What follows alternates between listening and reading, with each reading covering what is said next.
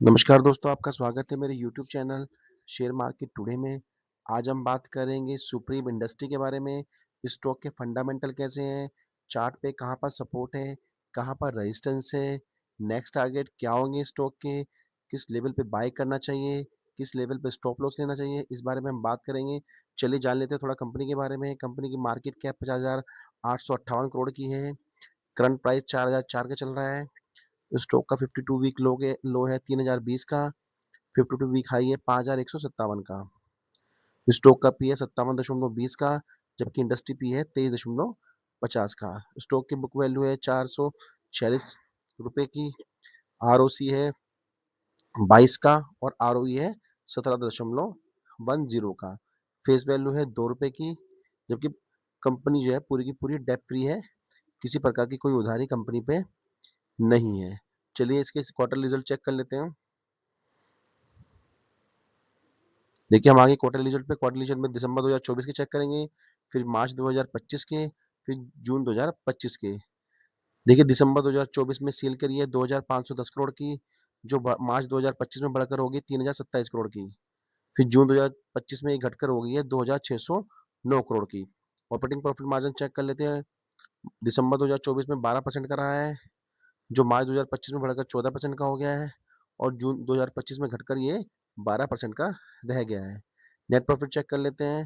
दिसंबर 2024 में 187 करोड़ का profit generate किया था, जो बढ़कर मार्च 2025 में 294 करोड़ का हो गया, और जून 2025 में ये घटकर 202 करोड़ का रह गया। अर्निंग पर शेयर चेक कर लेते हैं। दिसंबर 2024 में 14 रुपये 72 पैसे का अर्निंग पर शेयर था, जो बढ़कर मार्च 2025 में 23.14 का रह गया हो गया, और जून 2025 में घटकर 15.93 का रह गया। प्रमोटर होल्डिंग चेक कर लेते हैं। प्रमोटर होल्डिंग क्या है इसकी, और शेयर होल्डिंग पैटर्न क्या है इसका। देखिए शेयर होल्डिंग पैटर्न हम ईयरली चेक करेंगे। मार्च 2024 में प्रमोटर की होल्डिंग 48.85 थी, जो मार्च 2025 में बढ़कर 48.85 रही, और सितंबर 2025 में हल्की फुल्की बढ़ी और ये 48.90 की हो गई। एफ की होल्डिंग चेक कर लेते हैं। मार्च 2024 में एफ की होल्डिंग जो है 24.68 थी, जो घटकर मार्च 2025 में 22.94 रह गई, और सितंबर 2025 में घटकर 20.66 की रह गई। डीएस की होल्डिंग चेक कर लेते हैं। डीएस की होल्डिंग मार्च 2024 में 11.41 की थी, जो मार्च 2025 में बढ़कर 13.25 की हो गई, और सितंबर 2025 में बढ़कर 15.96 की हो गई। देखिए गवर्नमेंट होल्डिंग चेक कर लेते हैं। मार्च 2024 में गवर्नमेंट की होल्डिंग कुछ नहीं थी। मार्च 2025 में गवर्नमेंट की होल्डिंग कुछ नहीं थी, लेकिन सितंबर 2025 में गवर्नमेंट ने थोड़ी होल्डिंग बढ़ाई और 0.09% होल्डिंग कर ली। पब्लिक की होल्डिंग चेक कर लेते हैं। मार्च 2024 में पब्लिक की होल्डिंग 15.07 थी, जो घटकर मार्च 2025 में 14.96 रह गई, और सितंबर 2025 में घटकर 14.39 की रह गई। देखिए एफएफएस की होल्डिंग और डीएस की होल्डिंग तो अच्छी है, फंडामेंटल भी स्टॉक के अच्छे हैं, प्रमोटर की होल्डिंग भी अच्छी है, पब्लिक की होल्डिंग धीरे धीरे कम हो रही है, जो स्टॉक के लिए अच्छी बात होती है। चलिए चार्ट पे चाल लेते हैं, कहाँ पर सपोर्ट है, कहाँ पर रेजिस्टेंस है, और क्या नेक्स्ट टारगेट निकल के आएंगे। चलते हैं स्टॉक के चार्ट पर। दोस्तों हम आ गए हैं स्टॉक के वन डे चार्ट पर। वन डे चार्ट पे आज स्टॉक ने जो है क्या करा है, स्टॉक ने आज क्लोजिंग दी है 4,003 रुपये 70 पैसे पे, और अपना लो बनाया है लगभग 3902 रुपये का। देखिए पिछला स्टॉक चेक कर लेंगे, पिछले प्रीवियस में हाई क्या बनाया स्टॉक ने।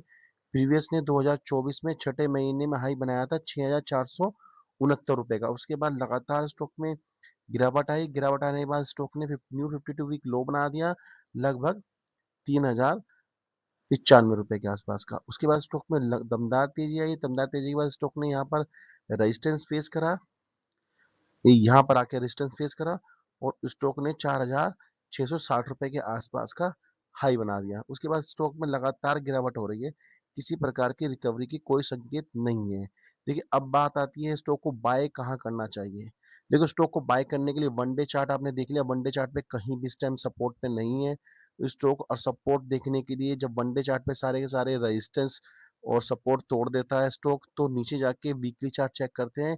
वीकली चार्ट पे क्या होता है स्टॉक। देखिए वीकली चार्ट पे एक बहुत अच्छी कैंडल यहाँ पर देखिए नीचे की तरफ आ रही है, और वो एक सपोर्ट बन रहा है, यहाँ पर बन रहा है 3,647 रुपये के आसपास का, 3,654 रुपये के आसपास का।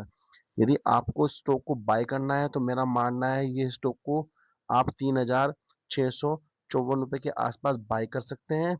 और यदि स्टॉक और नीचे गिरता है, सपोज में और फर्दर और गिरावट आती है और लगता है आपको कि गिरावट और आ सकती है, तो ये स्टॉक आपको लगभग लगभग जो है 3300 रुपए के आसपास की और गिरावट दिखा सकता है। लेकिन मेरा मानना है कि यदि गिरावट यहाँ तक भी आती है, 3200-3300 के आसपास स्टॉक मिलता है, तो आपको स्टॉक को खरीद के एवरेज करना चाहिए। मैंने खरीदने के लेवल आपको बता दिए कि बाय कब करना है स्टॉक को बाय करना है आपको 3,654 रुपए पे स्टॉक को बाय करना है। और यदि और गिरावट आती है स्टॉक में, तो स्टॉक को क्या करोगे, आप बाय करोगे और ऐड करने के लिए लगभग 3300 रुपए में स्टॉक को ऐड करोगे। एवरेज आपके पास आ जाएगा। एवरेज आने के बाद स्टॉक का पहला टारगेट निकल के आएगा लगभग 4250 रुपए के आसपास का, और दूसरा टारगेट निकल के आएगा स्टॉक का लगभग 4660 रुपए के आसपास का। जैसे ही ये 4660 रुपए क्रॉस करेगा, स्टॉक फर्दर तेजी के लिए तैयार होगा और स्टॉक जो है अपने ऑल टाइम हाई को टच करेगा लगभग 6470 रुपए के आसपास का। देखिए पीछे भी मैं आपको दिखाता हूँ। देखिए ये यहाँ पर भी स्टॉक ने जो है पहले भी जो है रेजिस्टेंस फेस करा। रेजिस्टेंस फेस करने के बाद स्टॉक में जो है दमदार तेजी आई। दमदार तेजी आने के बाद स्टॉक ने जो है अपना हाई बनाया। वो हाई बनाया है लगभग 6,469 रुपए के आसपास का। लेकिन यहाँ पर देखिए, यहाँ पर क्या हो रहा है, यहाँ पर भी वही पैटर्न बन रहा है। स्टॉक फिलहाल गिरावट के मूड में है। गिरावट के करने के बाद यदि स्टॉक जो है 4,660 रुपए का अगर निकलता है, तो स्टॉक जो है और ऊपर की तेजी के लिए तैयार होगा और स्टॉक जो है 4,669 रुपए भी जा सकता है। देखिए, लेकिन फिलहाल इस लेवल पे स्टॉक को नहीं बाय करना है। स्टॉक को बाय करने का लेवल मैंने आपको बता दिया है। स्टॉक को उस लेवल पे बाय करें, और एक बारी बाय करने से पहले जो है अपने वित्तीय सलाहकार से इसकी जानकारी जरूर लें स्टॉक के बारे में, तभी स्टॉक को बाय करें। देखिए, यहाँ पर एक चेक मैं आपको दिखा देता हूँ। यहाँ पर देखिए, पहले भी यहाँ पर स्टॉक ने रेजिस्टेंस फेस करा इसी लाइन पे। 4,660 रुपए का रेजिस्टेंस फेस कर रहा है। यहाँ पर भी 4,660 रुपए का रेजिस्टेंस फेस करा था, और जैसे ही इस रेजिस्टेंस को तोड़ा उसने, तोड़ने के बाद तुरंत एक तेजी आई, और तेजी आने के बाद स्टॉक जो है 6,469 रुपए के आसपास का हाई बना दिया। देखिए, उसके बाद उसने हाई बनाने के बाद वापस गिरावट आई। गिरावट आने के बाद वापसी उसने जो है 3,095 रुपए का लो बना दिया। तो मेरा मानना है स्टॉक को जो है, स्टॉक में दम है, लेकिन ये इस लेवल पे खरीदने लायक नहीं है। आपको इस लेवल पे नहीं खरीदना है। स्टॉक का लेवल खरीदने का मैंने आपको बता दिया है। स्टॉक को आपको उसी लेवल पे खरीदना है, और यदि और गिरावट आए तो उसे एवरेज कर सकते हैं आप। पहला टारगेट मैंने अब आपको बता दिया है। खरीदने से पहले जो है अपने वित्तीय सलाहकार से आप जानकारी जरूर लें। वीडियो पसंद आई है तो वीडियो को लाइक करें, चैनल को सब्सक्राइब करें। मिलते हैं अगली वीडियो में, तब तक के लिए धन्यवाद।